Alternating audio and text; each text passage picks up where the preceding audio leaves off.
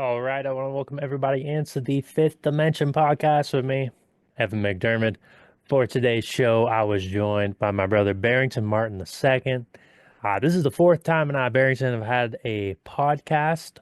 First time we've had one in a few years. But honestly, it's like no time passed because we just flowed and flowed, and it was a beautiful, beautiful conversation. I hope you guys enjoy it as much as I did. We really hit on the social engineering of people, behavior, culture, and really encouraging anybody who might be listening to go in their own mind and their own thoughts and see who they are on the deepest level. Are your thoughts your own? Are your ideas your own? Are you living in a socially constructed way, an algorithmic way, for putting it in social media terms, right? And, it's a really profound and inspiring conversation to look at oneself. So I really took a lot from it, and I hope you guys can do the same because this is the type of thinking that we need to start to engage in to find a deep level of inner freedom. And when we find inner freedom, that can create more of external change and really revolutionize how we organize ourselves. Right. So hope you guys enjoy this one. If you're a fan of the show, be sure to subscribe whatever platform you may be on, Apple Podcasts, Spotify, YouTube, Rumble. Appreciate the subscriptions. You can also head on over to Substack, mcdermott.substack.com,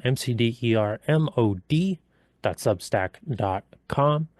Appreciate all the new subscribers who've been showing up over there. Again, a lot of traction on the app. So it's pretty cool to see the growth both there, the podcast. If you're new here, I do appreciate you guys for tuning in and for subscribing to the work. It really does mean a lot. My mom sent me a comment the other day on a video from my appearance on Union of the Unwanted. Charlie Robinson and the boys invited me on their show, and it was a lot of fun. But she sent me this comment, and I got a kick out of it, actually. It says, wow, how did I never hear or know of this McDermott kid? It seems like I should have seen his great views before today. Big ups to the Union for bringing him forth. So shout out to Slick Licks on that comment. It was heartfelt. I really do appreciate that. Um, so appreciate all the new subscribers for being here. And if you want to work with me one-on-one, you can always book a tarot reading with our individual or the 12-week tarot course, really a program for going inward on one's own hero journey. So if you're interested in either of those, link is in the episode show notes. You can use the code 5D at checkout for 20% off. It's a good space to learn about oneself, learn about tarot, and ultimately remember who you are, baby. That's what it's all about. Uh, and that's really what this conversation is all about. Special thank you to our official sponsor, Tranquil Desire, here in Chamberlain, South Dakota. One-stop shop for all your holistic wellness, spiritual needs. Also, shout out to Good Times Connoisseur. As you can see, I got the hat. Gunner and the boys making big things happen here in Chamberlain. And there's going to be some big-time collaborations between myself, the show, and Good Time Connoisseurs that is coming. So stay tuned for that one. All right, let's jump into the podcast with Barrington Martin. Enjoy. All right, everybody, welcome into the Fifth Dimension podcast. For today's show, joined once again by Barrington Martin II. Barrington, it's been a couple of years since we've had a chat, but I'm excited, man. I'm I'm excited excited. too, bro. It's been such a long time, Evan. Before we get started, again, as I said off cam, I love everything you are doing, and I've always loved everything you're doing. Your book is good. Never told you that I read it. Thank Um, you. please, man, and I enjoy and I appreciate the fact that you've been consistent. And I was going to say, please do not stop this. It is needed. These types of conversations, the what you're putting out, your content, all of that is different. It's needed, man, and you're doing a wonderful job. Thank you, brother. That's heartfelt, and I appreciate it because Absolutely. we've been on this train together in a sense for almost 5 years now. We've Yeah, since man. since our first chat, we've seen two presidential elections. We've seen Yes. we've had pandemics. We've had all sorts of Right. stuff happen, man. And the same goes to you. I appreciate you for your consistency. And you know what you're talking about. You've I and when I see what you're like posting on Twitter, for example, I guess X now. I'm still call it Twitter. Right. Um, it's you've been calling out the same things and giving people the same solutions for like 5 years now. And Yeah. you know, what's wild is it feels like the nature of the conversation. I mean, it evolves in a sense, but it's weird because I feel like we're still saying the same things five That's it. years later, and Right. and people haven't picked up on it. You Right. know, we still Right. have to go back to the fundamentals. You know. Go back to the basics, man. And that's actually the name when I post my show that I did yesterday. It's gonna be the name of it, Back to the Basics, because it's you can't if it's not broke, then why fix it? Hmm. Common sense. Why not do what you notice that has always worked? And not what I mean by what has always worked is worked for centuries. Hmm. But for whatever but for whatever reason, I don't know what it is. It could be ego, it could be stupidity, it could be like a mixture of both. We just feel like, oh, this is gonna be better. And then we do it, and then it blows up in our face, and we still like, man, we'll get into that in a little bit, but it's just it's so much, man. Well, how do you feel like, I mean, obviously the world that we're living in is a bit more uh I don't want to say chaotic, but dynamic. There's a lot of like when you kind of look at some of the main like figures who are the talking heads on different sides, I feel like people are flip-flopping all over the place. You see people who are in the freedom movement really going towards certain principles that are not so geared towards freedom, right? You still see people taking on victim complexes and Yes. victim mindsets, and it's a lot of the people who are calling out the other people for being right. So Correct. there's a lot of mudslinging going on right now, man. I mean, Right. how do you feel like the nature of, I guess, the discourse that we've been having and what you've been talking about, how it's evolved, let's say 4 or 5 years ago versus now? Like, what are some of the things that you've noticed or are, because I like to think that there's a growing awareness to who we are, what it is that matters, what it is that it's important, but yet I still see so many people getting caught into the divide and conquer traps, Mhm. the victim, like I was saying, victim complexes, whether it be with race or, you know, the race conversation is in a whole nother level Whole compared nother to a level, couple of man. years ago. Oh my So gosh. I mean, it's kind of a loaded question, but I guess you can kind of take it where you want, you know, in terms of what you're focusing on nowadays, man. Okay, so let's start from where we started from. Let's start from social media. Hmm. I think that people have a tendency to believe or feel like social media automatically mirrors real life completely, and it does not. I think people are totally deeply within their echo chambers, that people have no sense of identity, no sense of their own personality, and in turn, they have lost a sense of understanding the integrity that they should have. What do I mean by that? For example, um, just as you stated, you see people um, talk about or lambast DEI initiatives, talk about that hate it, talk about the victimhood complex that you stated, hate it, say, you know, you shouldn't be a victim. And then immediately when the context of the conversation changes or the discourse alters a little bit, they automatically accept what they once hated. And then they do it in a sense where it's not based on reason, it's not based on any logic, it's based on their volitions, it's based on their feelings. They try to justify it based on how they feel. And then you have some people who think, and they're totally misled and totally misunderstanding themselves. They think that they're on the right side of history or the right side of the argument, not really seeing that they literally just switch positions with their so-called oppressor or so-called person that they're against, and they can't even see it. They're totally blind to it at that. And Hmm. so to me, when I watch this, it lets me see that no, like very few people these days have a sense of individuality as far as thought is concerned. They have no sense of understanding themselves, which being and it shows because it is they can be swayed just by the gentleness of where the wind blows. Hmm. And that's what we've seen. Is very few people, you and maybe a couple other accounts, this guy named Legal Man that Hmm. I've had on my show a couple of times now. We remain consistent, and if something changes or if an opinion that we possess changes, then we or based on fact we change it. Hmm. These people don't do that. These people don't want to be told that they're wrong. These people don't want to see even like more perspectives. All they're doing is basically shouting to the void of how they feel. Mm. Emotion based. Yes, Yeah, yes, emotion-based platforms and emotion-based politics, emotion-based discourse. That is really, I think, the root of a lot of our social divide. But you know what's yes, interesting, man, is it like as soon as you almost exit social media, it's not necessarily the same type of discourse in the communities with the people around you, right? I mean, right.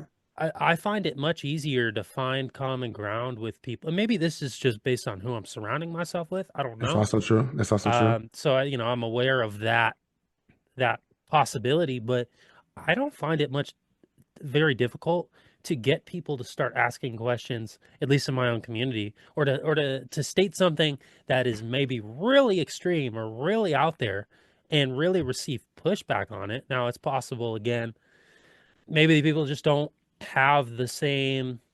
I don't know. There's the keyboard warriors, right? That idea. Absolutely. You got a lot of confidence behind a keyboard. It's easy to Right. kind of speak your mind. So maybe people aren't as willing to engage in some of the heated dialogue in person. But I find the type of conversations I'm having in person, they are interesting. They are kind of, we're discovering like Right. how conversations are supposed to be, like you and me sitting Right. here. I've had Right. a couple conversations with people lately where it's like, wow, I feel like I'm in podcast mode, where I'm on a podcast and we're actually diving Right. in and we're actually Right. exploring, right? And Right. it's like, okay, well, why is this not the more of the norm? Why isn't our social media reflecting those type of values if people are clearly capable of doing it when presented with it in person, right? And maybe it's just the Right. quick, when you're just typing something up, it's all fueled by that emotional reactivity in a sense. Exactly. And you're, Exactly. but then, Exactly. but then I think it creates almost a false perception that the entire world operates in that same bandwidth, you know? Okay. So this I'm going to retort to what you said, but I think it pivots to another conversation that needs to be had about the internet that I want to pick your brain about because Okay. it's something. This is the fifth dimension, so we're gonna have to talk about this. Yep. All right. I think people have inflated personas on the internet. I think we have a tendency to embellish who we are a bit, especially embellish the things or embellish a little bit about the things that we care about. Mhm. I think in person, there's a sense of civility, meaning that if you and I had a conversation in person and it was a disagreement, I know that because you're a man and I'm a man, there's always an element of danger there. Even though like we're good, we're cool, it won't reach that. Mhm. But just on a general level, there's always an element of danger between men. That is so understood. It doesn't even need to be said. Yep. We know this consciously and subconsciously. So we watch what we say automatically. And if we feel like the conversation is going somewhere that it doesn't need to go, then we immediately back out and go somewhere else. It always happens that way because you know that in person, you can feel energy better. You can sense body language a little bit better. And so you're more akin to watch what you say and how do you say it. Mhm. On the internet, there's a couple of other factors that have, in my opinion, just got started within the last give or take, maybe since Trump's first presidency. So I would say 2016. With the internet, you have people who have an algorithm that feeds them either their insecurities or things that they want to see. And then automatically that totally allows them to easily reject the real life experiences that they've had, especially if it's something that they're totally captivated by. And it's mostly negativity, right? And so then when they see something outrageous, they can't help themselves but to immediately getting the thumbs going or the Mhm. fingers going if they're on their laptops. And so that's what it is. And then the conversation I want to have, Evan, is what I'm starting to see. The internet is no longer a free space. No. So the best metaphor I can come up with in terms of thinking about this is when you turn a water faucet on and the water goes through the pipes, like all that water is directed. The internet used to be like the ocean. You go where you want to go. It's based on where you want to travel. There's no wave. It's like there's nothing happened. The water is calm. It's not like that anymore. The moment you type a certain word in or a hit or a keyword in, the algorithm, the internet of whatever platform you're on starts feeding your eyes exactly what that is. And it's like, to me, that's some type of social engineering, because now if I can figure out what makes you what makes you happy, what makes you sad, what makes you outraged about, but basically what gives my platform more of your attention, that's what I'm gonna push towards your eyeballs. And it seems that, especially with X, especially since Elon took over, there's a lot of things, and I just pay attention to it simply because of my self-awareness of things that come along my timeline. Like, for example, I tweeted something today about not liking the discourse or not wanting to see relationship tweets all the time. I said that immediately, maybe 5-10 minutes later, all I'm seeing now are the relationship tweets I don't want to see. Right. So I'm saying all of this just to say that a lot of what people care about is not naturally what they care about. It's not based on their own feelings. They've been told to care about this, and then they've become outraged by whatever imagery that they see about whatever topic that is. Do you feel like the internet has changed in that sense? Would you agree with that? That the internet has changed in the sense where everything is like funneled now? Right. It's like I feel like it's spoon fed to you to get a specific reaction and a specific narrative in our face in a way, right? It's almost like, Yeah. and there's this idea I've been playing with recently. It's like if we are simply reacting to the narratives that are thrown in our face all the time, it almost doesn't even matter what side of the spectrum on it that Exactly. we're on. We're already, in Exactly. a way, we've already lost. We're already losing our original thought, right? You're right. I should be able to go in and, I don't know, let's say, uh, I'll type in the fifth dimension even, right? Right. And there's already certain um, algorithms and responses on what's supposed to pop up. Like if I go to Google and I try and find my Substack doesn't come up on Google, right? Wow. Which is an inch. It's like, oh, okay, I don't even have a huge Substack following, but I can't get to my Substack on Google, Right. right? So and they're already engineering a specific. Oh, you type in Evan McDermott, you type in the fifth dimension, Substack ain't gonna come up, right? Right. And I think when it comes to any topic, any idea, right? I've noticed, I remember seeing, I noticed exactly what you were talking about in particular, because there's the huge discourse right now on, um, how do I even like, this is such a large rabbit hole. Uh-huh. In particular, it was about Adolf Hitler, right? But Okay. you know, Okay. Okay. everybody, and I Okay. remember seeing a tweet about Adolf Hitler, and I clicked it and I read the thread, right? I didn't even interact with the post, but if you Right. even click something, your Yes. entire feed is curated for you to almost continue that exploration into what it was that captivated your attention. Yes. So it's like Absolutely. that is a wave of um here is to program you to go into this line of thought. Right. Because and honestly anything that's showing up in our feed, I am of the opinion, because your tweets, for example, I mean, they show up in my feed once in a while, but only Yeah. when I go to most recent, right? If I Yeah. set it by recency. If I'm just Right. going by the for you section, you never pop into my feed. Well, Never. I probably know me. that. I know that. Same here. Same here. Like luckily I'm able to see your emails from your Substack. So but like there's so many people whose tweets I want to see and I don't even see them. And then even when I put them on like the people that I follow, they still don't pop up. And then when you go to their page, you see they've been tweeting like daily like for the last week. And Yep. it's like, come on, man. This is like we don't really truly realize. And this is a great pivot too. I don't think we really understand how much of our reality is spoon fed to us, or in a sense that like if you're not living, like meaning that you're not like crafting your own reality as you should, as the ruler of your fate, so to speak.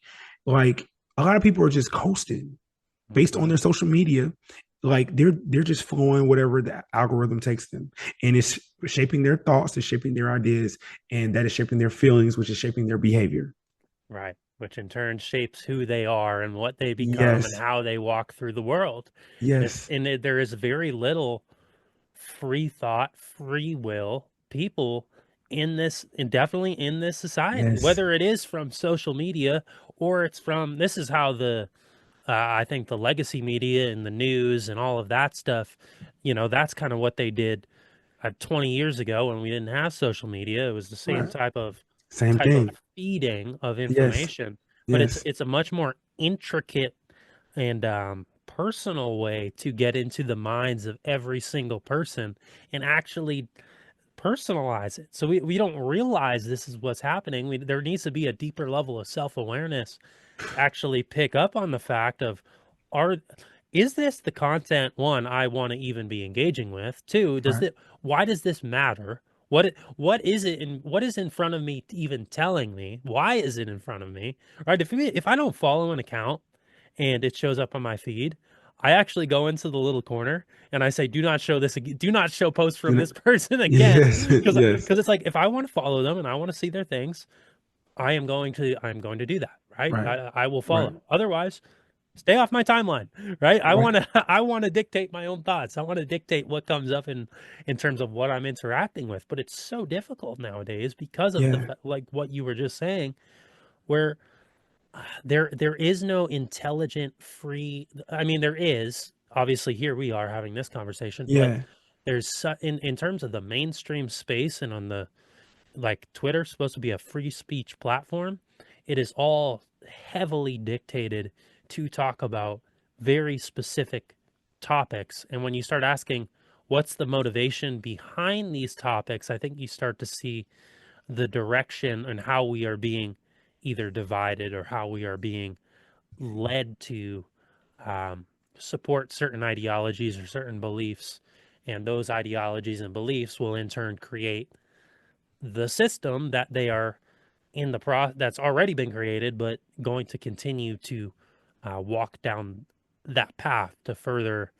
I would call it almost technocracy, is kind of what we're moving into yeah, because it's ruling by algorithms, ruling by technology, and I think it's just kind of creating this one big loop, this big feedback loop of, information in, emotional rhetoric out, walk through life with, that's your perception. And it's a right, man. very limited way to actually look at the world. Yeah, man. It's like people are becoming robots. Ironically, as we move to this point where it's a lot of people, um, corporate ownership, corporation owners of businesses that want to merge human and machine. That's why I get that thought from. But people are robots. It's like these businesses, the best businesses or the biggest corporations, or let me say, the more successful corporations in America specifically, are successful because they understand human behavior. They Mhm. understand how humans feel, how humans think, and in turn, they understand, or they can predict, this is how they're going to do, this is how they're going to behave, this is how they're going to act. And now, with this thing right here, you are able to do it in real time. Not only are you able to do it in real time, but you are able even to monitor the keystrokes, how long a person looks at a post. Did a person like a post? Then you get an average of what type of post this person likes, what type of things, what type of content, what type of videos this person looks at, how long they look at the videos. Like, you're able to get so much, data on a person and their habits. You're able to formulate hypothesis about this person and be able to dictate or be able to guess how they may react to certain things. This is how businesses make money these days. And it seems like people don't even realize this. Mhm. All they care about, okay, I'm going to, like with the kids, I'm going to sit on my phone, do my TikTok dance because I want to go viral. I want to go viral because I get a dopamine release anytime someone likes or comments on my video, or when I get a lot of views. This same adolescent mindset is still held on to by a lot of adults, but then it switches up a bit, because then the more you're in tune to a certain topic or a certain discourse, you kind of envelop yourself within that echo chamber. And a lot of people don't understand that most of what they think is based off of being this echo chamber. And because you're in the echo chamber, you think whatever y'all talking about, whatever y'all agree with, is real life. And it's not. That's why, like you said, you can go out and have real conversations with people. You see that people aren't just so uptight like they are on social media, and people aren't over here bitching about like the most smallest things like they're on social media. However, if you get your news, and this is why it's funny to me that Elon Musk continues to say that Twitter is news, and I find that it's like planting a seed because you want that seed to harvest in everybody else's minds. Oh, Twitter's the news. So if I think Twitter's the news and I'm totally caught up in this race fraud and in this race ideology, and I think that the white man is or white supremacy is my biggest threat, now how do you think I'm going to act when I go out into the world? All because Twitter's the news. You feel what I'm saying? Mm-hmm. Like bro, this is all masterful. This Yeah. is masterful human engineering. Masterful manipulation. You almost have to Yes. like give I hate to even give props to the people who created it, but Right. But you but have to. right. But you have to. It's masterful, man. Like when you look at our money, like when you look at the reality of our money system, so to speak, Mhm. like legitimately, you look at how money is made, how these what do you call them? What do you call them? These big banks, these I can't think of the name, but your Federal Reserves, Yep. how these banks like how they make money. Oh my God, masterful. It's totally effed up and it's totally unethical. 1000%, like dirt bags all around. Can Hmm. never deny that. But the way the entire system works, you're not forced to do any of it, and the people accept it. And because the people accept it, that based on their understanding of karmic law, you decided this. I gave you a choice, and you decided this. So there is no negative karma that's coming back to me. That's how they feel. And man, it's been going on for years. It's like it's a masterful generational process that has been taking place, and it just goes from sector to sector. And now we're seeing it with the internet and social media. Right, 100%, man. I mean, you can trace it back to you look at like Edward Bernays, the founder of propaganda, the 20s and the Yes, 30s, and they started yes, talking about these ideas and how they introduced it into marketing and really created the consumer mindset within America and Western society. I mean, that's really I'm sure you could even plant the seeds back further when you're looking at human psychology and 1000%. understanding the nature of how human beings behave. But I mean, if you, so this programming is so deeply ingrained into like it's generational, right? I mean, Yes, you talk about what we're being passed down. Like this is how our parents thought. This is how our grandparents thought, right? And maybe it wasn't yes, to the same extreme because they weren't on right, scrolling on social media all day when they were children, but right. once they entered into the American dream as an adult and that this is what they're faced with and they watch the news every night and they it's the same type of system, only now it's just so much more intricate and personal that and it's so infringing on every aspect, right? And it but you're right, like we have a choice and we choose every day to wake up in this, to behave like this, to engage with each other like this, and yet we live in a society where we do have freedom. We do. It's not like if I choose to turn off all my social media and I choose to go out and just live my own life and not go through the banking system and not interact with the technocrats and you know really create a self-sufficient sovereign lifestyle. I mean, there's going to be legal challenges here and there and where you have to deal with certain corporations and certain entities, but there's nothing stopping me from doing that. Nothing You know, stopping you at there's all. nothing. It's only myself and my own perceived, um, I'd say, barriers on Yes, freedom that I have placed in my own mind. yes, You know, and yes. that's where they get us. That's where and that's how they're going to continue to get us because I don't think, especially as we move into an age of further technological advancement and technological infringement, and you almost create kind of a brave new world type of society. Mm-hmm. I don't think there is going to be laws that are introduced. I mean, maybe you'll get something on the Second Amendment, of course, or something along those lines.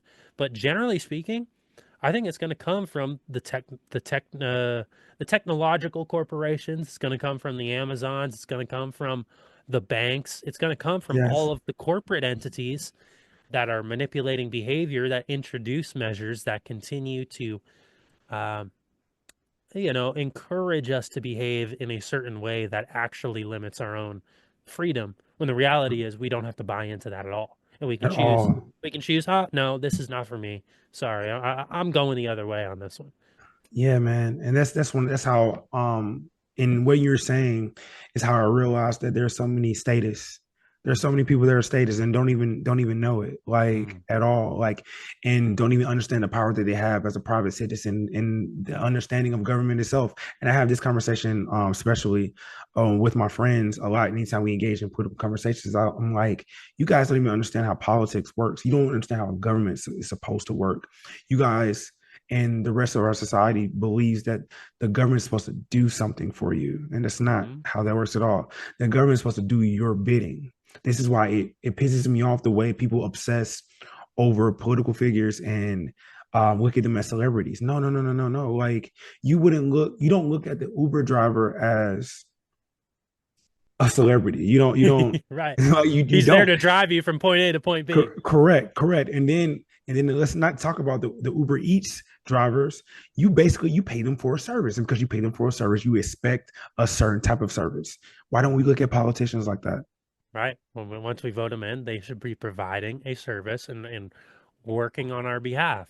But yeah, it's almost like we've created a nanny state relationship where the government is mom and dad, and they are Yes, supposed to fix our problems that are actually rooted within our own communities and in our own family units instead of, yes. but we outsource it to, oh, it's all from the government. It's the government's fault. Now fix the issue. Exactly. And then it's like, okay, you will say something or you hear people totally contradict themselves. Like, yeah, the government has never fixed anything, but the government has to fix this. Whoa, that doesn't make sense. Like how can you say that in the same breath? And then the thing that always gets me is that they don't even see it. They continuously make this argument. Even the politicians themselves will make this argument. And it's people, it's like, guys, if everybody got up one morning and said that, hey, we're gonna start or we're gonna advocate for politicians to have consequences for bad decisions that they make. Hmm. That changes up the entire game. But people don't care about that. They have their $1,000 iPhones. NFL playoffs are about to start. Basketball, all of these distractions that people have, they don't. It's not even in the forefront of their mind. Right. Well, that's the point of the breads and circuses in a way. And I think Yes, even the political theater, in my opinion, is a form of breads and circuses it is. because It it's like is. we got Trump versus Kamala, like, oh, it's the big showdown, right? This is the and so in the continued like debate in the divide and conquer mentality that's been placed upon us, it's like we're in the midst of the political bread and circus, and we're creating it and feeding it, and it's when in the reality those aren't the debates that really even matter. Like Correct. it's not going to make a difference if we're getting angry at an angry liberal who's, I don't know, talking about abortion. Like what is this going to change in my own life directly right now? What is this going to do for Exactly. my community if I'm on Twitter rage posting because, someone in halfway across the country wants is upset because they can't get an abortion? Like, what does that have to do with me? You know, it's not my Right. problem. Right. So so the breads and circuses I think are so intricate nowadays. We don't even realize that is what it is. Like Right. it's disguised itself as reality when I think the real issues and the real ideas we need to be talking about and being civil with one another, that's it's like on a whole nother playing field. Like it's like we're not even coming close to looking at that in a lot of these mainstream circles. That's why half of Twitter is insufferable because it's and and kudos to you because a lot of times I don't even engage with a lot of these people. Like I'll Right. just ignore. I'm like, this is not even worth my time. But Right. I appreciate you continuing for the last 4 or 5 years attempting to educate, attempting to have these conversations. Now, I don't know how successful they end up being. I mean, I don't know if you still have that that list going. I remember you had a Twitter thread going of every time Oh someone. man, you got too unbearable. Yeah, I know exactly what you're talking about. Not to cut you off, but yeah, man, I've learned. I would say over the last 2 years, so to speak, is that man, like I have to stop shouting to the void or whatever. And I mean, like now, because I have to be honest, I'm gonna be very honest, because I don't even have my blue check anymore. Right, I totally like I'm not feeding that anymore because I know where it's going or right. whatever, and because I know where it's going, and I'm seeing what I'm seeing what the monster is producing in people, and people are not even. I'm seeing people who a couple years ago would have never had the certain opinions that they have today, and that's not. And I had to check myself because how I know that they've never had those opinions to begin with, but for whatever reason, they're openly sharing these opinions, even no matter how disgusting that there are. And I'm not. I don't judge them or anything, but it's funny to me that like it seems that they're not self aware that they weren't like this. They still had that sense of civility that you have in person when speaking to somebody. It's like now the filter is off, all because the algorithm has shown them, oh, I guess this is cool now. And this Mhm. is what I'm saying. Like people are lacking individuality, some type of personality outside of the herd, and people lack integrity. But yeah, man, I've just learned that everybody can be saved. If we really consider ourselves to be a free species, or a society that's based on liberty, I should give you the right to fail. I should give you Mhm. the freedom to fail based on your own decision making. Because no matter if I even know I'm right, that still doesn't make a difference. You still have to make the choices for yourself. But man, like I will say this entire I will say Christmas break, a little bit before Thanksgiving, I haven't been doing any more tweeting. Like I would say probably the half of last year, I was like, yeah, I'm about to keep my thoughts to myself and basically just display on my radio show or when I write something, because I was just looking at the discourse, man, and you really can't have an honest conversation on that platform anymore or any platform to begin with. Right. Exactly. I would say one of the only places I found you can have some honest, intelligent discourse is maybe Substack, Yes, or yes, it's something like a podcast, which is yes, what I guess get most of my thoughts out in nowadays. Like yes. I'll tweet some nonsense every once in a while or get All into it right. on Twitter just for the shits and giggles of it. Yes. I don't take it too seriously. Right. But it's like I meaningful dialogue is still alive for me because this is what I like to engage in. And it's the same thing with you with your show. Like you can go Right. on, you can have meaningful conversations, you can talk Right. about the real issues, and that can be sort of the foundation. I think that's why we've been able to be consistent for 4 or 5 years because we have a foundation that isn't rooted inside of these echo chambers and Correct. these algorithms that trap you. So it's Correct. like once the algorithm changes and somebody has their whole foundation in one place, like, oh, I got to move it along to keep up with the rest of the clan and the rest of the tribe and keep conversations going. When it's like you and me, we can really just talk about whatever we want. Like we're doing our own Correct. thing. We're having our own what is it that interests us?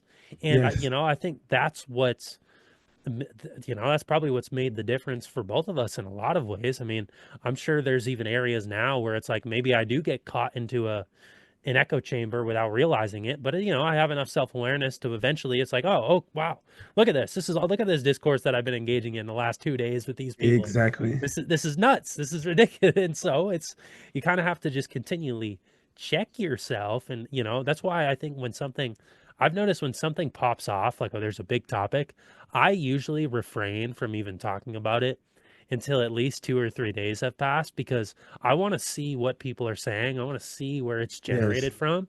I want to see what the motivations people are having. And then, okay, then I can get into the discussion. A good example of that in something it actually kind of taught me this without me really trying. When they had the whole last October in 2023, they had when Hamas went and bombed Israel or whatever, and Okay. the world was going crazy over it. I was actually in the middle of a 10-day silent meditation retreat, and so Wow. I didn't even learn about it until a week later. Like Okay. I had no Yeah. idea anything was going on, and so by that time, the emotions had worn off. Right. People weren't posting with emotional reactivity. Right. There wasn't that like initial emotional pull or Right. charge to it anymore. And so I could go into the topic, which was entirely new to me, because here I am off the map for a whole 10 days, having no idea what's going on. And then I can approach it like, oh, okay, let's explore this. People don't seem to be too emotionally driven at this point because it's been a Right. week. So, that's kind of the approach I've been trying to take, at least, because it's easy to, we're human So beings. easy. It's Yes. easy to let the emotion drive, especially when you're passionate about a subject. If it is in kind of your lane, it's easy to like, let's get heated. Let's go. Let's have a cut. Yes. So, Yes. Because yeah. yeah, because we are still animals at the end of the day, and this is why I'm starting to question if we are as intelligent or the conscious species that we think we are. Because I'm looking at social media, and I'm noticing. Okay, so before I get into this, Yep. when I speak about superiority or inferiority, when I use those terms, and of course these are two terms that are primarily used in a racial dialogue, right? I'm not meaning it from a racial space, but I'm reading from like, as if we're human beings, we're at the top of the food chain. This means that there's something outside of our intelligence. There's something else has to be different from us from the rest of the field. Hmm. The primary thing I feel like what makes humans human, and I'm going to circle this back to our conversation, is that humans are able to feel and not react based on what they feel. Meaning that a human being could get a physiological response to external stimuli and dictate how they want to act to the stimuli, but also more importantly, to prohibit their instinctual reaction. Mm, got When it. a lion is hungry, there's nothing going to stop it from eating. It's not going to be picky about what it eats. It's going to eat what it normally eats or what is edible for it. We understand that. If you are unable to read something on social media and not react to it, Mm, shows me that you have some type of inferiority complex that you need to figure out. If you can't scroll and feel like, oh, I need to respond to this, but not do it, you have no self control. You have no self discipline. Now, of course, we all fall short sometimes. We get it because, of course, someone says something completely ridiculous and you have to respond, or it's just how it is these days. I get it, I yep. get it. But a discourse that legitimately has nothing to do with you should not make you so much passionate to make people feel what you feel or see what you see. It's not that serious, Right. and it goes back to the understanding that I've developed that, man, these social media sites, these likes, these retweets, these comments, man, with every one of them that people see, it's a dopamine release. And these people understand that. They Mm, get it. And it just goes to show, man, how humans, I would say, especially since the onset of social media, we're so connected, but we're also so distant from each other, from like distant from real connections, instead of just thinking or just talking from a monitor or talking from typing in words. Like it's so beautiful that you can develop a relationship with someone in a different country. They could never do that before.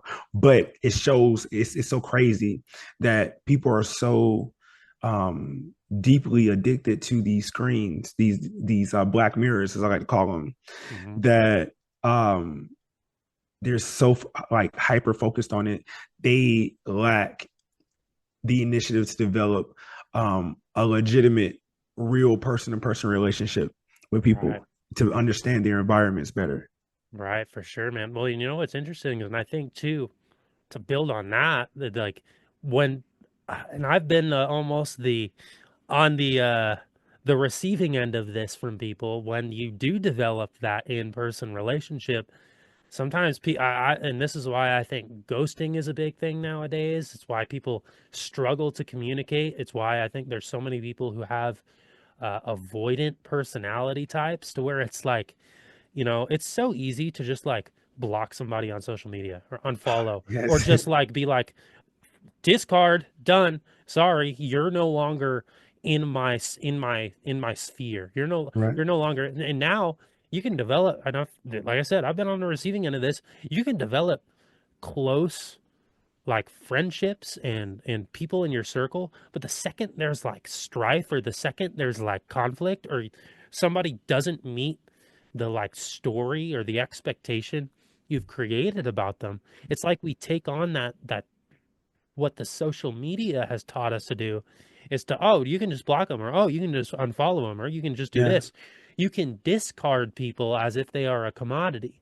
And I Yes. do think that is a really prevalent thing in people's uh, dynamics, and they go and they'll do things that they would have never done. Like if you genuinely truly cared about the other person, you're not gonna just cut somebody out cold turkey without any Correct. real explanation, or you're not Correct. gonna go at somebody aggressively because your feelings are hurt or you're too emotional, right? Correct. So it's like I've seen it that type of emotional reactivity and almost avoidant mindset really trickle into people's relationship dynamics and how they treat people, and how when Right. somebody is close to them, it's very easy to just like, oh, no, discard, sorry, you're not who I thought you were.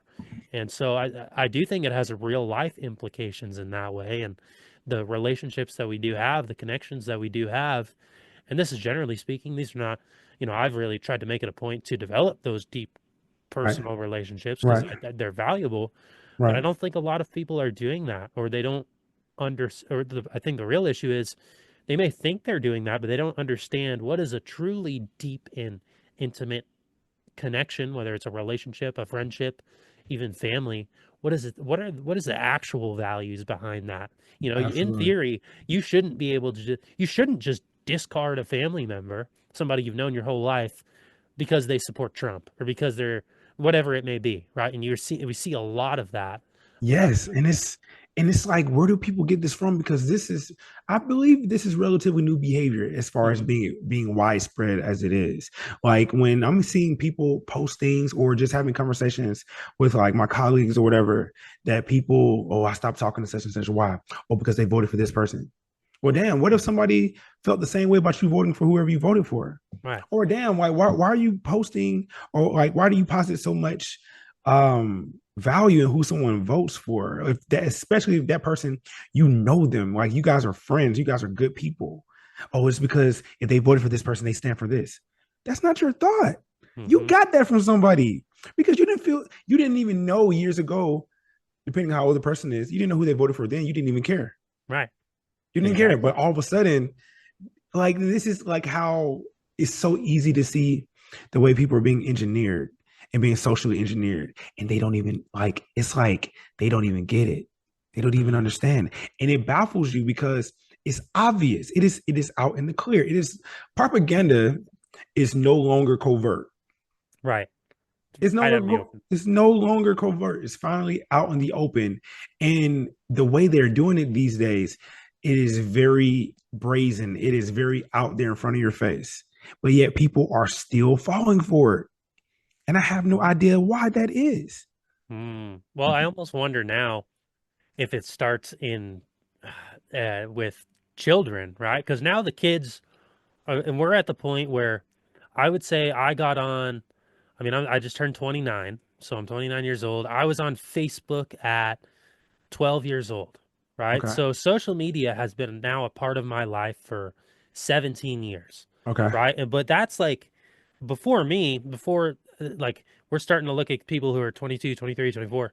Like it's social media, they grew up in that. Now there's people that we're talking about who are 50 years old and still engaging in that type of behavior, right? So Right. maybe Right. maybe the roots of it are not in the education system per se, but it I think the engineering has been this has been a multi-generational process to where the transition to social media, it's easy to engage in that type of behavior because how they were already engaged or already engineered to interact with the world, right? To have fixed ideas, have fixed opinions, to not really explore these subjects too deeply or not really ask too many questions. They might have more general questions like why. I think we're taught how to ask why. We're taught how to ask how, maybe who, if we're really getting into it, but very few people ask the foundational question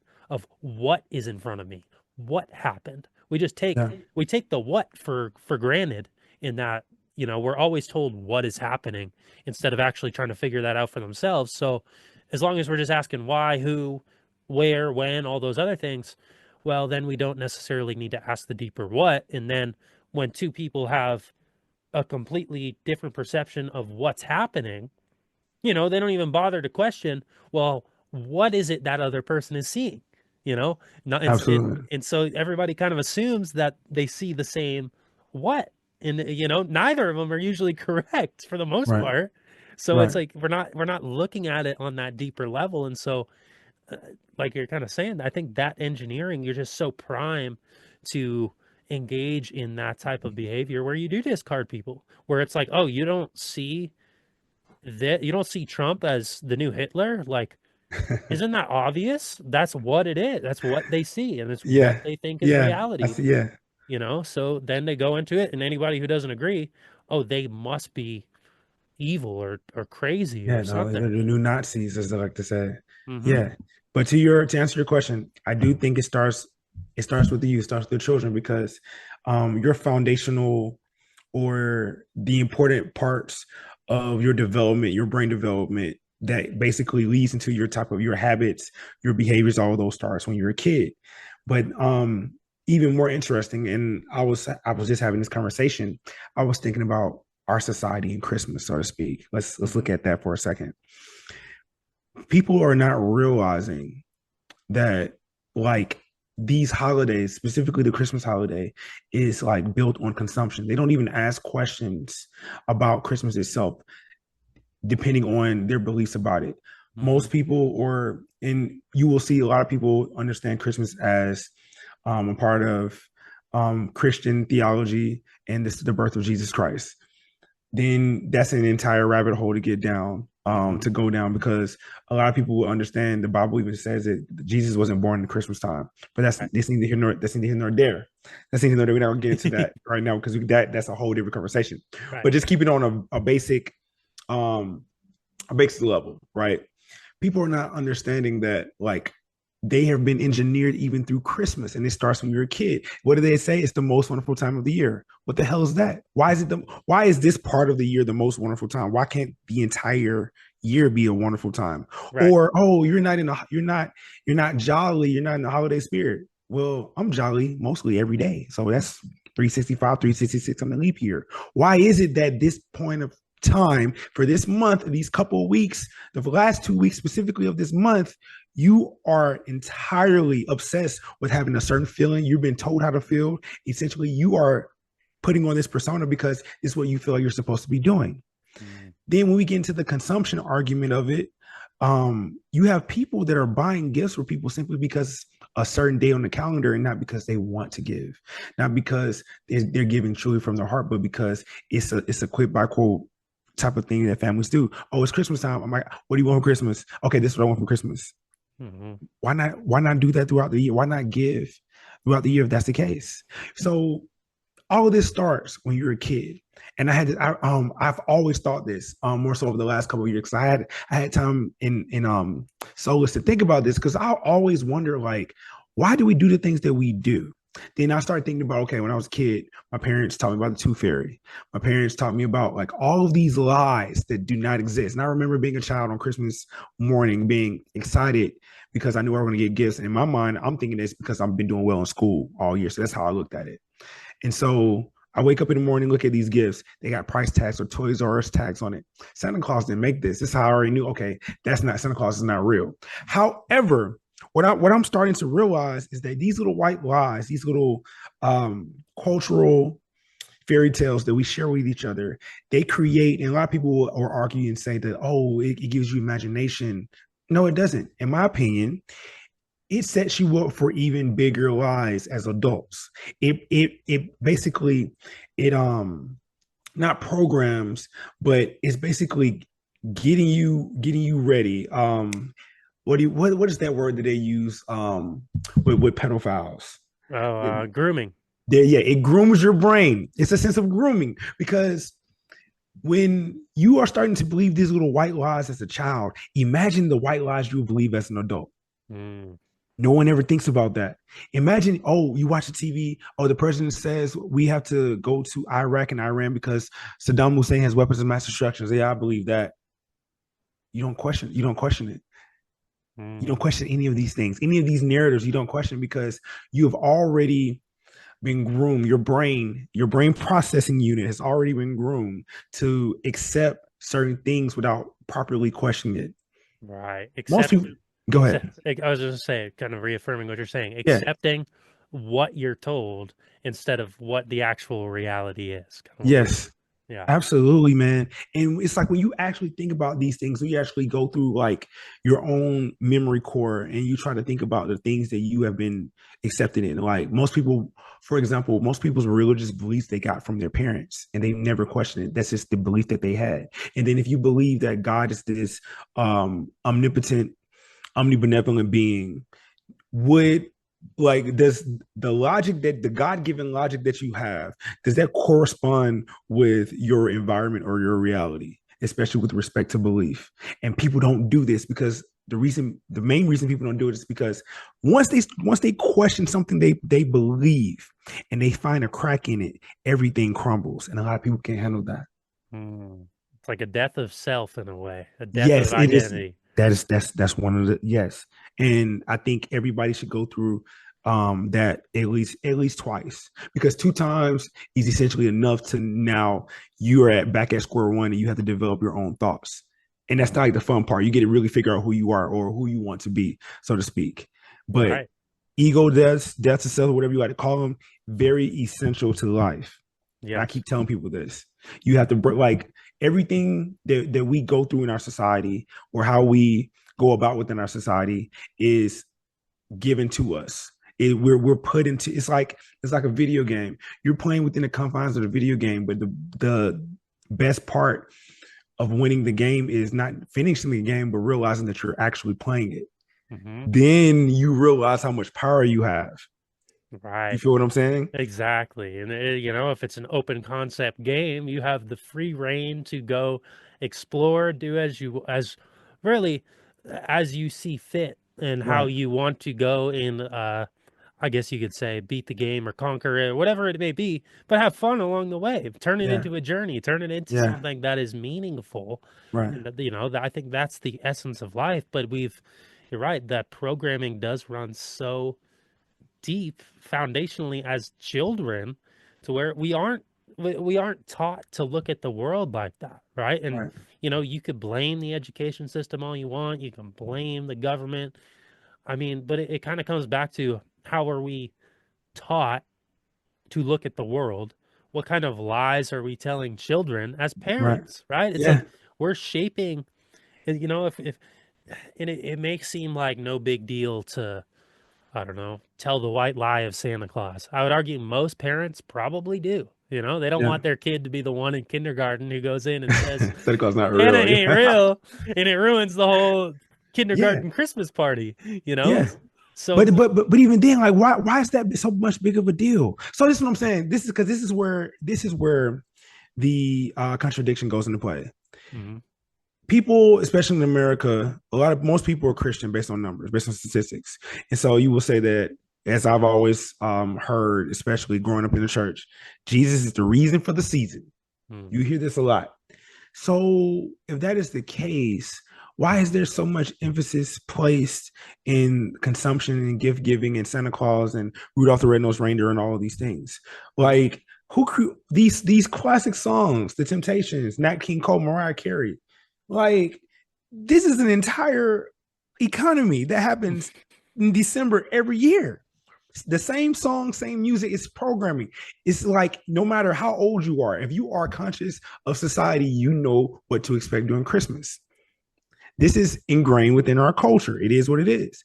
Then with the conversation with culture, we have other negative things. Not saying that this is negative, but it's like it's not positive nor negative. It is what it is. But we not really recognizing in other areas like how the culture that we have in this society, how it leads to many of the issues that we have as well.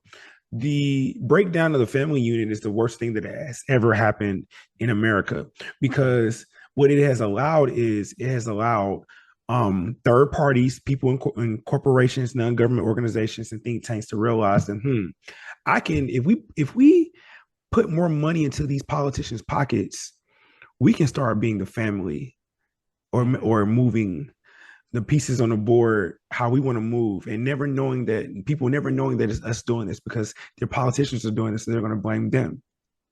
But also we know human behavior too, so we know what we can do, what we cannot do, in the confines of where we can work and achieve our goals. And this is what has happened. This is why we're saying, oh, the education system sucks. Well, perhaps it does. Perhaps it does. But then why is that? What's so bad about education now? Oh, the kids are not learning. Okay, cool. You're right. The kids aren't learning. The kids are having a hard time reading and doing math. So what's going on at home? Never Mm-hmm. talk about that. Never talk about that. Why is it that these kids are being passed on in high school with fourth grade reading levels? What happened in fourth grade? Right. Right. You know what I mean? And we never have the conversation. Why aren't parents reading to their children anymore like they're what they used to? Mm. Right. There's a responsibility there Yes. where, and it's interesting because I think now parents, and it's like the role of parents has changed in our modern society to where they don't they almost don't take on um most parents, and I know parents who are the exception to this, and I would argue my parents did a pretty good job of actually teaching me things and wanting me to grow as an individual and Right. to help me learn, but parents don't view it as their job to be the teacher, to teach Anymore. right anymore. Where it's Yeah. like they view education, this is what's going to make my child smart. Right? Right. That's not within my my job description anymore. I don't need to be the one who is necessarily teaching them how to read or teaching them how to think or teaching them how to write and do all of these uh functions of society. That's the role of the school. So they Right. kind of neglect those aspects and they view their role as, oh, they have a roof over their head and I feed them. And, Exactly. That's what I'm saying. No one's raising children. They're just basically taking care of children, like because they feel, not because um of a sense of duty, but because they think that's what I'm supposed to do because I'm an adult and they're a child. But you're not understanding that this child is going to grow into an adult and they have to be a productive citizen and they have to Mhm. contribute in some ways. And then if you care about things like legacies and all that, that's like higher, upper echelon, higher level understandings. But yeah, man, it's, you just see a lot of people totally neglecting their responsibilities and totally not being accountable for things. Everybody's in the business of blaming others on their mishaps and their misdeeds in life, Mhm. instead of just owning up to the fact that they're just big f ups. It is what it is. You always have, as long as you're breathing, you always have a chance to change your situation. I will forever believe that. Like, you always have an opportunity, depending on the decisions that you make. It could be easier or hard, and it's based on you. But this idea, man, especially with education specifically, a lot of people aren't seeing that we're about to have a crisis in the next 5 years, within the next 10, at its height, simply because with the onset of AI and automation, a lot of people aren't going to have jobs. And the fact that they don't have a distinct um, level of education enough to be able to make ends meet or be able to live a comfortable life, they're going to be faced with some bad choices, unfortunate choices that they have to make. And this is going to be a lot of our kids. Mm-hmm. 100%, man. And unfortunately, a lot of them now, this is a very common phenomenon. They're going to go and use Chat GPT to write their paper, right? They're not even going to have the critical thought. Here's the idea. Oh, let me punch it into Chat GPT. It will write my paper for me. I don't even need to think about this. I don't even need to formulate the thoughts or go through the critical thinking or go through the problem solving that actually helps shape your problem solving in the real world later Right, on when you can, if I'm in a, not, I guess, a life or death scenario, I can't just pull out Chat GPT to have it solve my my situation for me, right? right, So I think we're really outsourcing even our thinking, our ability to critically think, to the larger machine, and that in itself is gonna, and this is a new phenomenon, right? This is just the last couple of years where we're really starting to see this type of um, externalized thought I don't think people are even going to be able to think on their own Bro, anymore yes. without the sort of assistance of technology or sort of a governing body of some sort, you know? No, I agree. No, I agree because I think we're already at that point. We're already at that point at this juncture, at this stage, and it's kind of scary, man, because like someone had brought this to my attention the other day, and they were like, if has our society had any drastic aesthetic changes over the last 20 years? Why does everything seem the same?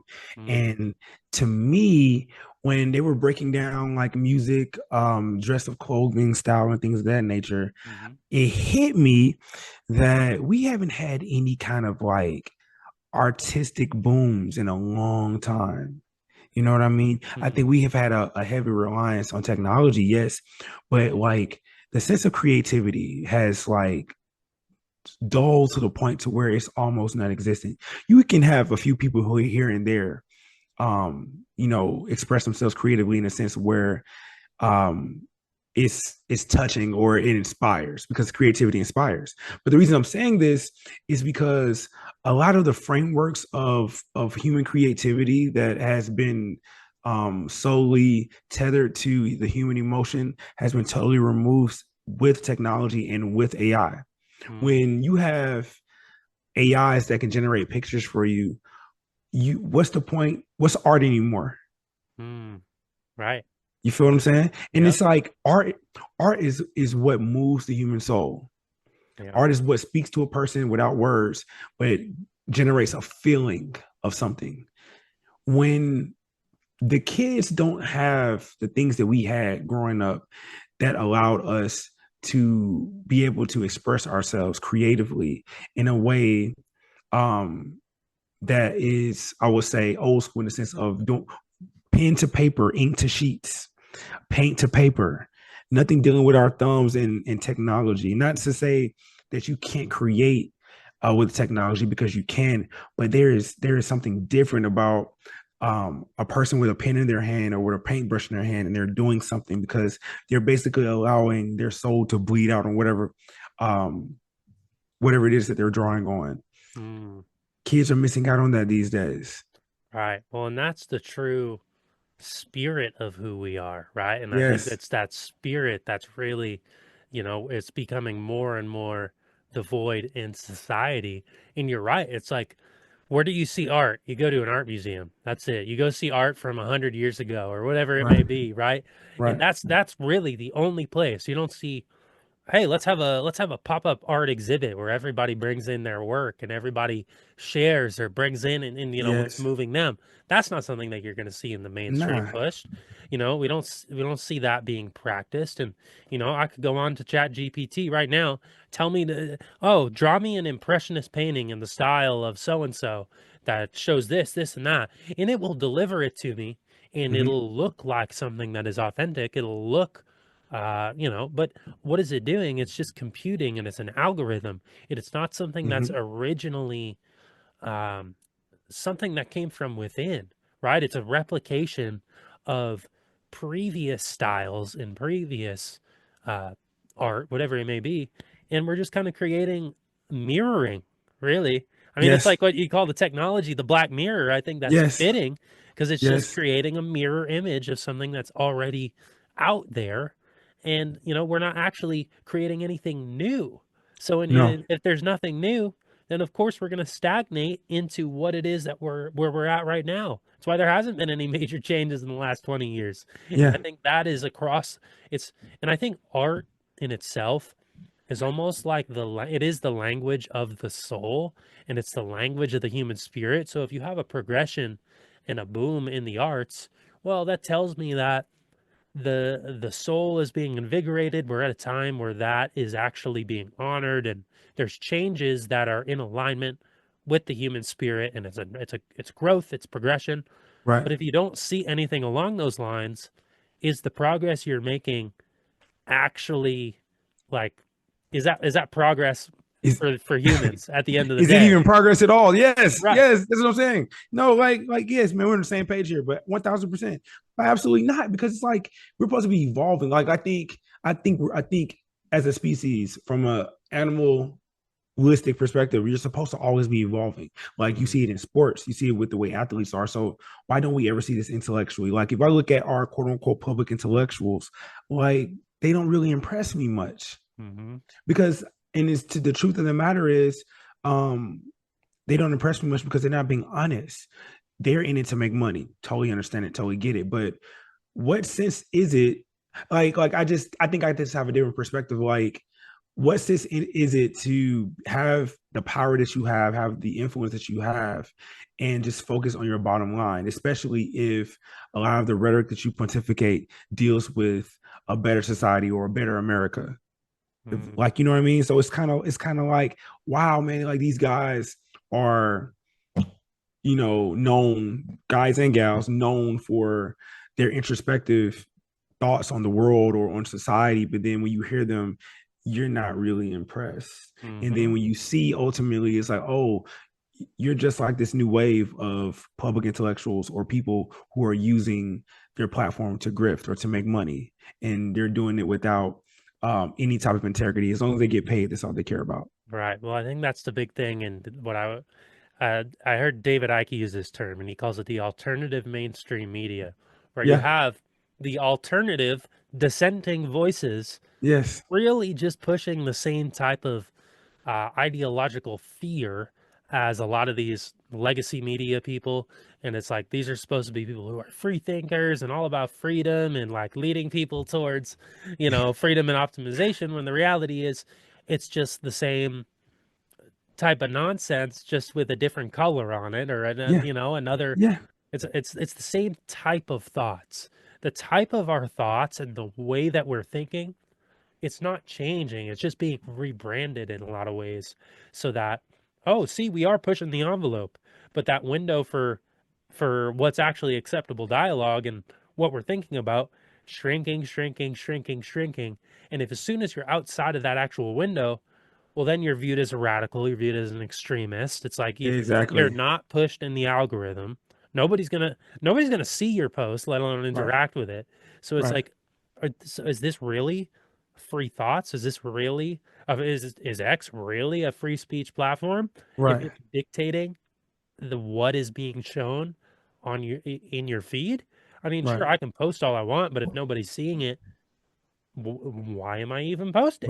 What difference does it make if no one's seeing it? That's what I'm saying. Like at this point, you just have a open diary, or open journal. That's all you have, and that's what I mean. That's why, like, I dislike this notion, especially with X. Oh, X is the new media. No, no, it's not. That's not the case at all. It's not, because people still have TVs in their homes. People are going to look at the news. Like a lot of older adults are on social media at all. They're on Facebook, but they don't use it for political purposes every now and then. So it's kind of like, what do we do? Like, what's really going on? Like, let's have an honest conversation about what's really going on.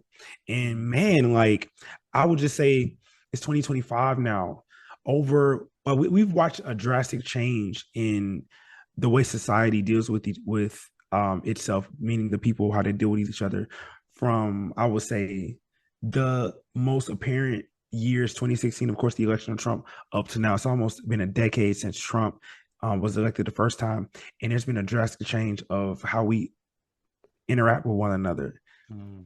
Yeah, on the internet. That is, because I still think that people are normal offline. for the most part. Yes, For the for most the most part. part. But Yeah, but you're right, and I think it's very, I don't personally, I don't see that changing anytime soon. I almost think interesting. this is a new normal form of how I think we're meant to engage with one another Right, in an online setting. And right. I don't see the algorithms changing. I don't see different type of rhetoric being pushed by the mainstream by any means, or what Elon Musk wants me to see. Maybe it's more right leaning. Maybe there's going to be more Trump people. But I mean, the Trump people use the same dialogue towards people who are on the left, or Yeah. towards, I don't know, Indians seem to be the hot topic right now with people Yes. on it's Yes. like, or immigrants or whatever it may be, right? Yes. There's a dehumanization when we're in an online sphere, and I don't see that dehumanizing aspect letting up anytime soon. And I agree. I think that's purposeful, because, you know, down the line, you kind of mentioned us turning into robots, turning into like these automatons.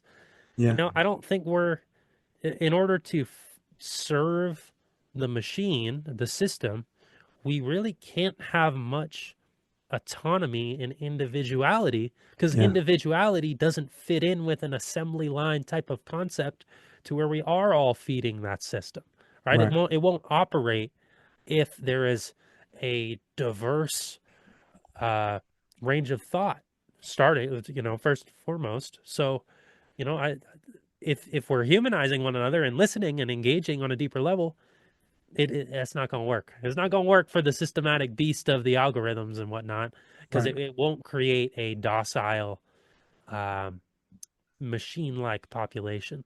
right. I think we dehumanize ourselves first, then take it out on the other people. Of course, that's always gonna be the way in that regard. One of the things that I think that's important of how this all could be reversed is that if we create a like distinct culture, Mm, or we affirm what our culture would be, because the big thing in this country that people don't understand is that the United States is not homogenous. It's no. not a homogenous nation, and I think that over the years, especially with the way history is weaponized, it's been a great way for the powers to be to control people. Because when countries have it better than us in as far as like being racially homogenous, because they have the same culture, they have the Mm, same expectations. You know what you can and cannot do basically when you're in those countries, because there aren't any outsiders. And although like I know like in China, for example, you have different not different types of Chinese people, but like different clans or different where people from and things like that. But at the end of the day, they all declare themselves to be Chinese.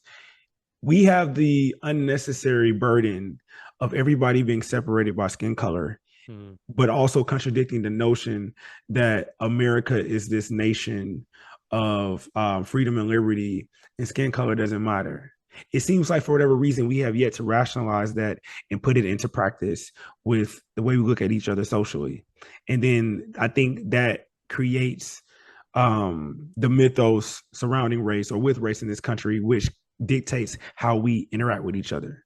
mm, And right. it's like it's getting annoying to this point, because you would think that at this stage in the game in 2025 we will be far more advanced um in society with respect to how we deal with one another. But it is big business to have all of these faux problems, these false problems. It's big business, because if the talking heads don't have anything to talk about, they lose money. Mm-hmm. And as I've always said, um, problems equals profit. Problems equals profit.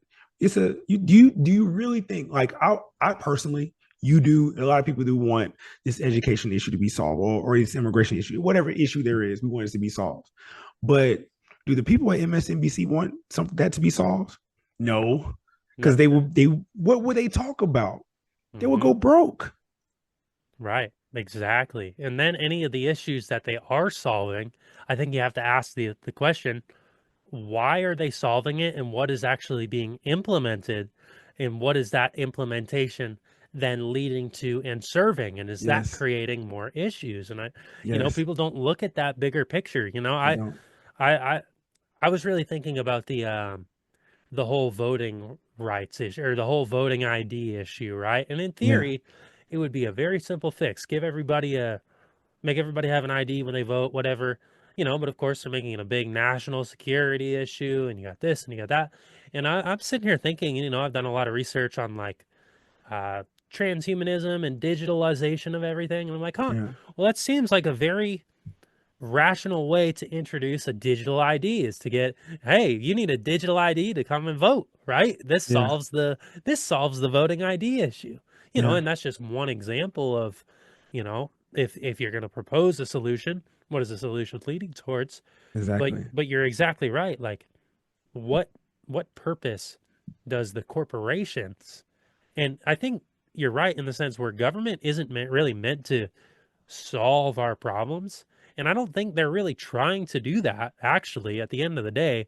I mean, they might rile up the masses with certain rhetoric, and Right. it's, for a reason. But if we eliminated race issues, if we eliminated uh, abortion issues, transgender issues, whatever it may be, all of those profit lines, and you could even argue like, I don't know, Black History Month or Transgender Awareness Month, all of these things that they're making money on. You could even say, you could take it a larger scale. You could say medically, you solve you cure cancer. Oh, the whole cancer industry, that's billions of dollars. That's billions, damn near trillions. You're Yeah, you're gonna put someone you're gonna make a person who may work hard theoretically. Now they're gonna really have to like understand what it's like to be a laborer because now their position of comfort in society is gone because right. it's like damn. So it's like that's why it's important to keep don't really heal people, but just keep them from dying, just keep them alive, but keep them having the same symptoms or keep them having the same sickness. It's the same thing. Just like the entire racial issue as a grievance industry issue worth $1 trillion has been a $1 trillion industry for the last 60 years in America, to which it's beneficial to politicians specifically to keep it an issue, Hmm. and Right. everybody's in on it. The politicians, the news medias, and those are the primary two. The tech companies. I mean, just look at the way X is right now. Like race has been the topic of conversation for since Christmas, and I wasn't even on. And I go back and I was like, oh my god, they're getting on the Indians. Right. Jeez, you know what I mean? So it's like, every now and then the things from the internet spills over to the mainstream media because I'll just use like my grandparents or my parents as a test to see like if anything from what I see is spilling over to what they see. And then during politician season, excuse me, the election season, it did, but it depends on the topic, so to Mm, speak. right, for But sure. but yeah, man, it's to me it's just like everything is orchestrated and everything isn't as real. And then the thing about it is you come into contact with people, and I think that's what social intelligence in this society, this time of life is about. It's like, okay, um, there are certain conversations or certain opinions that you can't have. You can have them, but you can't have them out loud because it has been socially acceptable to either not speak about it that way or to speak about it in the opposite way. However, you come in contact with people who know that something is not right, or they know the truth or the reality of it. However, they conceal it. Mm, And that is a true meanings of intelligence to me. Because you have your people who are on left or right, just with politics, who are saying, I'm a staunch leftist, I'm a staunch rightist, I'm a conservative, I'm a liberal. But then you have the people who like, okay, I have a family to feed, I have a family to take care of. Let me just associate with who I can stomach the most, but also understand like that I don't feel this way at all. It's just an easy way to make money. hmm. And then you have the people who know who just like of that I'm not associated with anybody. I'm just going to tell the truth. And Yeah. you have to pick and choose which path you want to go, especially when you're not led or swayed with the herd. You have to pick and choose that, and that's like one of the most, I would say, fascinating understandings that I've come into contact, especially the time I ran for Congress.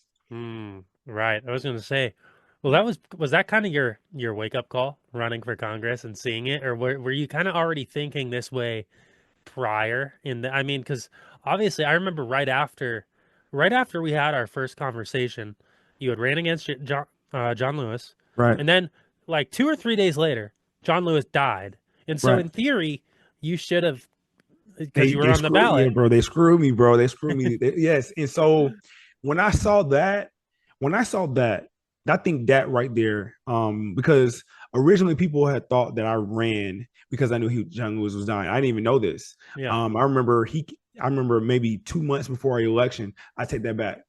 A month after I certified, he came out and said he had pancreatic cancer, and everybody was like, "Oh!" And then that's when I was like, "Oh my gosh!" And then I found out he had stage 4, and I was like, "Oh, bro, I'm gonna go to DC." Yeah. And then, in my estimation, and this, I forever think this. I think he because a congresswoman, I can't think of her name, she tweeted out her condolences to his death. before it was time for them to officially announce it. And then it was announced after the election, not before when which she made that tweet. All of that Mm, to say is that when that happened, it made me realize how green and naive I was. mm, It made me realize that, damn, it's a lot of people that probably do run for office with good intentions, and then they realize they see they look behind the curtain, so to speak, and when they look behind the curtain, they have a choice to make, mm. and oftentimes, due to the pressure and due to the influence and power that the people have been around them, you convert to the dark side, so to speak. You become a part of the machine. Why? Because why not? You're going to be paid well. You're going to be paid more than anybody in the country. You're going to have security. You're going to have all the things you ever dreamed of, as long as you toe the line and you play ball. That's Yeah. how it all. That's how it is. And a lot of people don't understand it in that way. And so when I saw that, and I realized that, damn, this is big. This is way bigger than me. Like I legitimately had ideas that I care about, but none of that really matters. None of that matters. That's not what this is about. Then it hit me like, oh my gosh, we have been thinking about this the entire wrong way this entire time. Mm-hmm. Right. That's when, and then that's when I started. And I, cause I always knew something was wrong, but I never knew what it was. And it took me to have to see it up close to really understand it.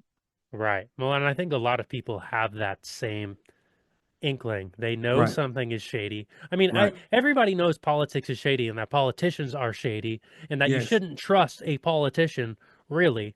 I guess except unless his name is Donald Trump, because a lot of people clearly they are in love with him. It's he's played the He's savior gonna save us.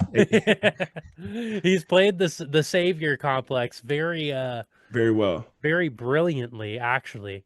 Very well. Um, Yes. but I don't know if there is going to be like most people aren't going to be in the position where you were, where you got to see it up close and you actually got shorthanded by the system itself. But in Yes. terms of because Yes. you should have been next in line technically. Yes. But I don't think most people one pay attention that much to even notice when something like that happens. I mean, No, not at everybody all. would. There wasn't a single. I think the only Excuse me. person who came to your defense when that happened was, I think Andrew Yang made a tweet about it or whatnot. He's like, "Oh, Barrington should at least be on the ballot Right. for the next vote set of votes." But the politicians aren't going to call themselves out on the whole No, system being they're shady. not. They're not. And this is what I had to realize that, man, people when people knew that he was going to pass in the party, they automatically like they already had things in play. They didn't know I was coming. I was a wrench in the system, and so they had to play real fast to mitigate me. And that's what I had to realize. And then, like I said, man, it really made me see that wow, like this is not about making this country better. This is not about um doing what's necessary. It's not Hmm. about that. This is big business. It's a lot of money involved here. And because there's a lot of money involved here, people are going to do whatever it takes to maintain their position, their status. Yeah, for sure. Would you say then that there are no political solutions to what we are living Oh, within? absolutely. No, absolutely not. Because the only political solutions there are created to create more problems to be rewarded with trying to fix them, but not really. That's Yeah. all there is. That's all there is to it. There's no there are solutions, but they're not found in politics. Where would you look for them on a like so I think we're coming from the same page here because I agree with you Yes. completely. Yes. And I've got to the point I don't not that I don't I pay attention, but I don't Right. expect anything from the government. I don't expect anything from politicians.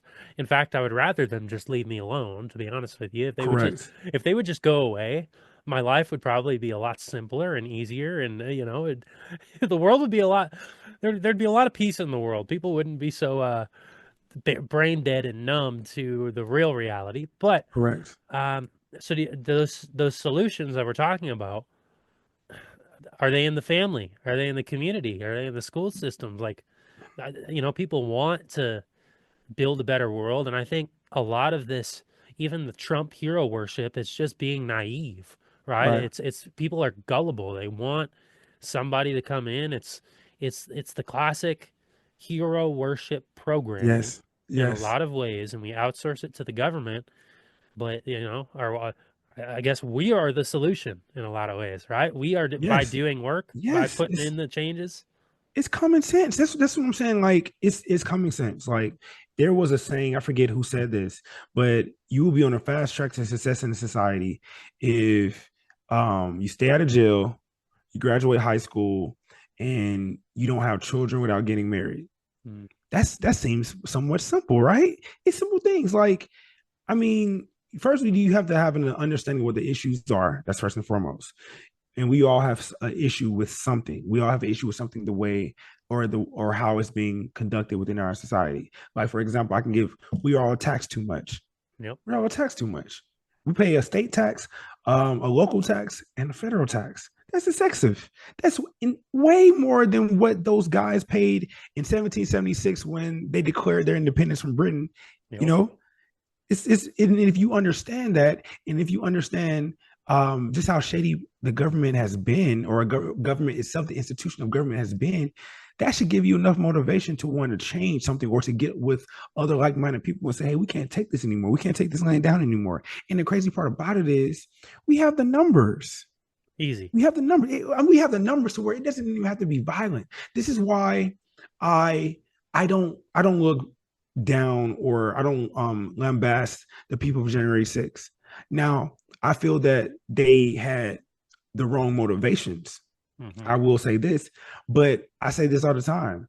If you have, I would say, a good 3 to 5% of the American populace that marches on Capitol Hill a random day in the year, and they invade Congress and they do it peacefully, and they say, "Hey, we're not leaving until this changes," and you have 3 to 5% of the American public. That's probably what, around 10 to 15 million people. You can change the country in a day because they're going to be afraid. This is why they totally went so hard on the January 6th, because they don't want you to get any ideas. Right. That's what it is. Don't no. They don't want you to get any ideas, because then what end up happening is it's just like the Great Oz when he was discovered behind a curtain. That the jig is up. The Hmm. jig is up. But again, people don't think like that. People are complacent with just saying, "Hey, I did my job. What did you do? Oh, I went inside the ballot booth and pressed a button." What? Good job. Great job. You're making a huge difference. And I got a Oh. sticker. I got a sticker for it. A little reward for your virtue. How virtuous to go Right. and vote. And Right. that's really all it is. Give them a cookie and they'll be satisfied. They think They'll they be did such satisfied. they Yeah, did man. such a good job. Good, look at you. And you're exactly right, man. Like when comes to January 6th, and I think there's a part of me that thinks a lot of those people were set up and led to the slaughter for that Yes. Yes. intention, you know? Yes. Yes. So some of them might have been a little naive just walking into that Capitol building, but Yes. that it's like those type of demonstrations is what's needed. And it's interesting because all you got to do is look at how did they treat January 6ers versus how did they treat people who burned down cities after George Floyd was killed, right? Stark contrast. Looters Right. and rioters and, all these people who terrorizing and destroying cities and businesses and homes.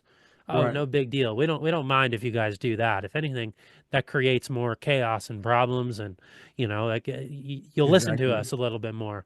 But if you challenge our authority, challenge our power, no, we're throwing the book at you for that one. We're gonna put up a big fence around the Capitol building now, to where Yes. you can't even think about doing that. Yes. And not only that, we're going to have your peers, you're going to have your community, everybody in society is going to believe what we say about you. Hmm. That right there itself shows you just like how mentally and psychologically we're cattle. Hmm. We're cattle incapable of individual thought.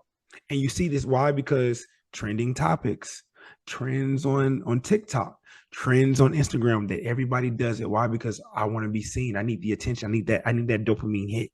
Hmm. Yep. A It's so crazy.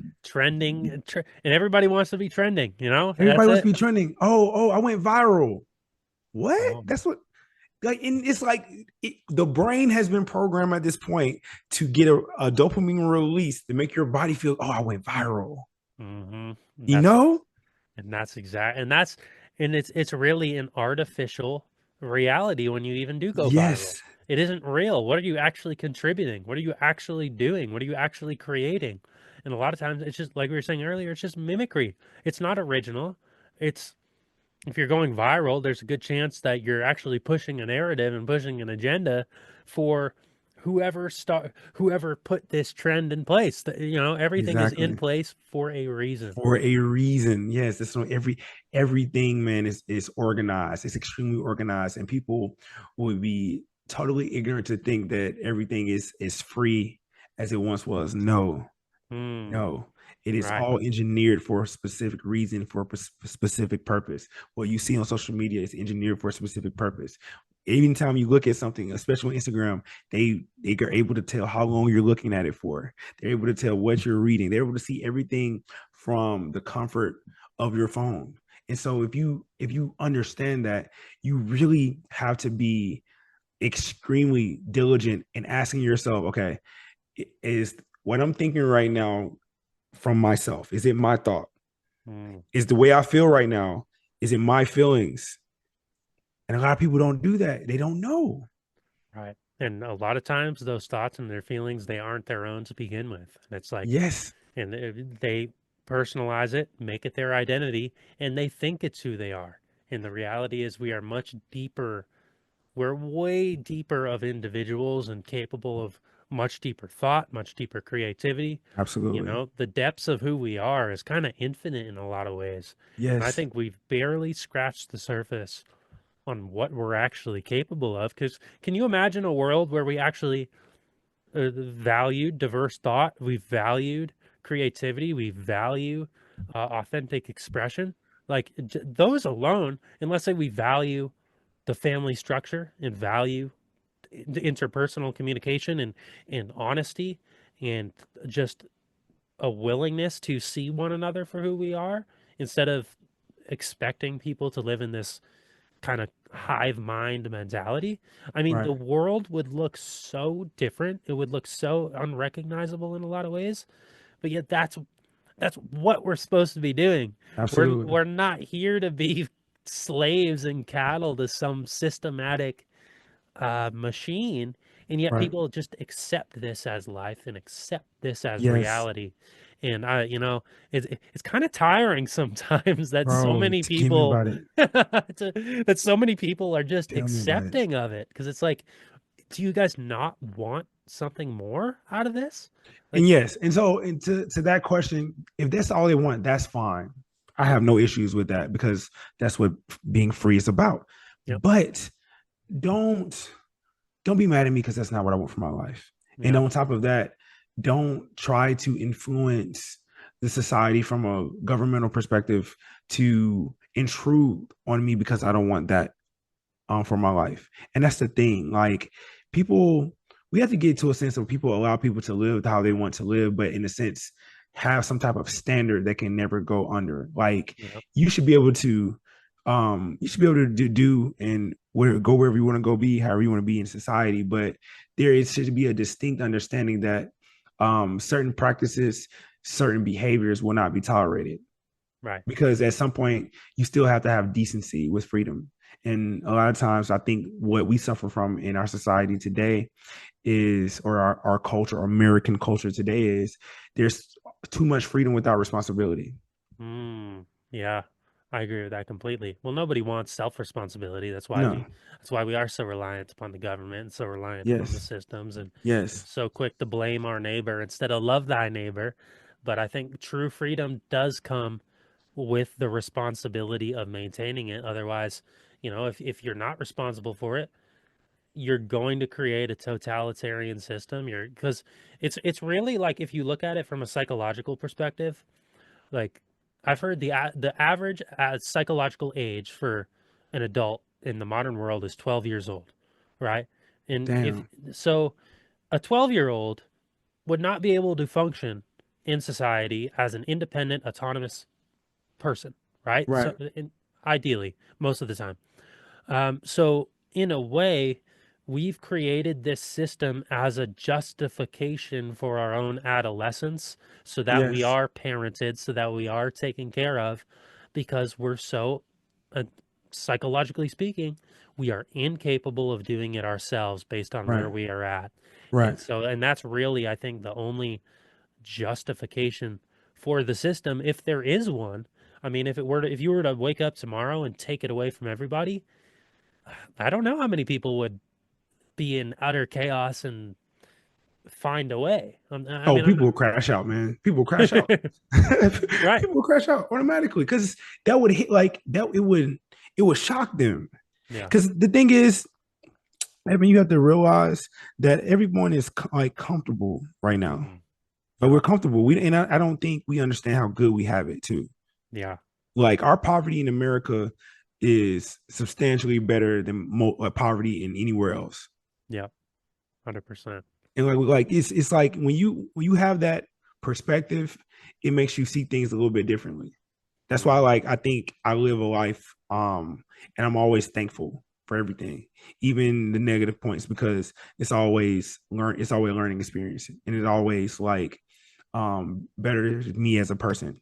Right. I'm right there with you. I take on that same mindset to where Yeah, somebody in some third world country probably has it way worse than me, and I don't need to worry about putting food on my plate, necessarily. And I exactly. got a roof over my head, which in itself Exactly. is a blessing compared to other times in human history. But Exactly, man. And that's what I'm saying. Like, man, it's just life is just about choices and perspective, man. That's what it is about it at the end of the day. The choices you make that basically open up a path for you that you may or may not want to walk down, but you have to. You have to always have to move forward.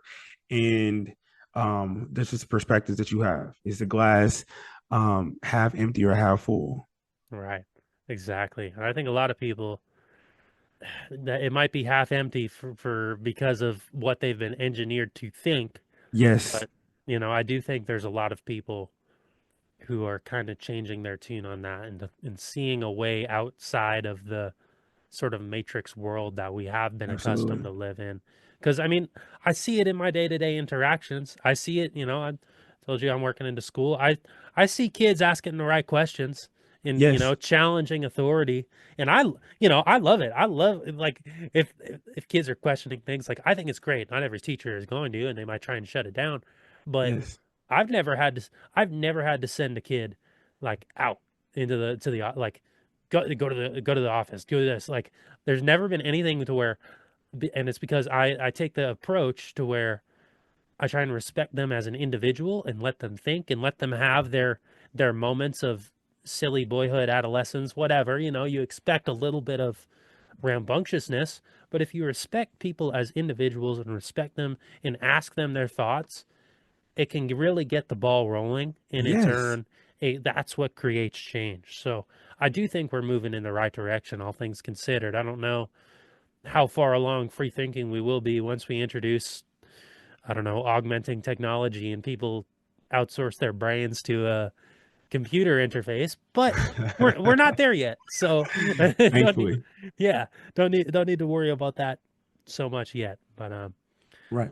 yeah, awesome, brother. Well, we're at about an hour 45, man. This has been flying through. Oh man, I didn't even know that. Yeah, We've been flying yeah, through man. it. I gotta bring you the Barrington Report, man. I gotta bring you on one of my show, and more than likely we'll have a topic to discuss. Right But on, I'll brother. we'll connect with you offline about that. But you more than likely, um, of course I have my Twitter Spaces open too, along Yep. with having a radio as well. So most definitely, man. I enjoy anytime we talk and we connect, man. I always enjoy it. Yeah, man. It's fun. It's it's wild that we hadn't done it in like 2 to 3 years as it Yeah, is too. man. We got to make Yeah. I it get break. no, yeah, and I get it, man. Like, life comes into play or Hmm. whatever. But as long as we still have these avenues to communicate and to chat and rap, man, that's all that matters to me. Yep. Well, we got to keep making it happen for sure, brother, Absolutely. because I enjoyed it. And anybody who's listening, where would you want to send them to Oh, further yes. interact with you? Of course, X, aka Twitter, that's underscore Barrington II. And then please follow my Substack. That's barrington.substack.com. And you can catch me on my radio show every Thursday, 7 p.m. Eastern, called The Barrington Report. It's on ATL Talks Radio on iHeartRadio. So you just go to iHeart, type in ATL Talks, and every Thursday at 7 p.m. Eastern, you can hear me. And every now and then I have special guests. So I don't stay know. tuned. And Yes. it's I enjoy your radio report. I remember I was on one of them recently. I came in from the I think it was a couple months ago. I came in on the X space, but and Yeah. I enjoy what you talk about, brother. I You're all appreciate that, man. and you're like I said, you're a man of consistency and a man Yes, man. committed It's important. to It's bringing the important. truth and you do it in a very uh, I admire the way you interact on X because you do it in a gracious way. There Yes. there's things that people say that are so out there, Out but there, man. but Ridiculous, man. you have a good way of responding even to the most far out like just ridiculous nonsense. I give you kudos because I a lot appreciate that. a lot of it I would just be like, no, I can't do this. Sorry, logging you off. So I think where we can bridge discussion and actually try and get people to see through their own cognitive dissonance, I think Yes. it's worth doing. So kudos Yes. to you for that, brother. I appreciate you, brother. It's always love, man. Again, man, please continue doing what you're doing. It's very important. And I appreciate what you're doing. I appreciate that, brother. And I appreciate you. And thank you to all the listeners for tuning in as well. And we will see you guys on the next episode. Special thank you to my brother Barrington for coming on the show. Always a great time to catch up and, chat because these are the types of conversations we need to be having, and they fill me up with joy, excitement to know that I'm not the only one thinking like this and that there are others out there making change, putting in the work, and ultimately creating a better world. So this won't be the last time Barrington and I chat, him and I. He's been one of the OG guests, one of my first, well, not my first guest, but within the first 10, 15 people I ever interviewed, Barrington was one of them. So, and it's always great to be able to chat. We're going 5 years strong now. So, uh, follow his Twitter account, one of the best in the game, X, I guess. It's in the episode show notes below, and do tune into the Barrington Report, also in the episode show notes below. But if you're a fan of the show, subscribe, whatever platform you are on, give a follow. If you're watching on X, uh, YouTube, Rumble, all of it. Subscribe, 5-star review if you think it's worthy of that. And I do appreciate the support. McDermott.substack, McDermott.substack.com.